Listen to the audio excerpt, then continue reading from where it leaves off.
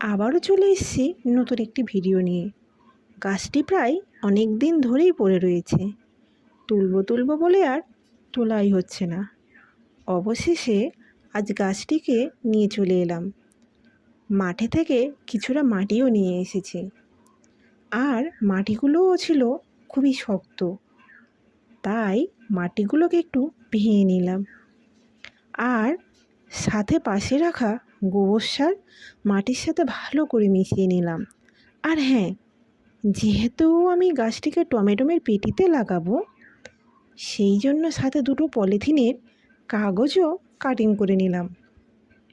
কেননা ছাদে যেহেতু রাখবো, তাতে করে জল দিলে কাদা জলে নোংরা হয়ে যাবে, সেই জন্য পেটির নিচে বিছিয়ে দিয়েছি।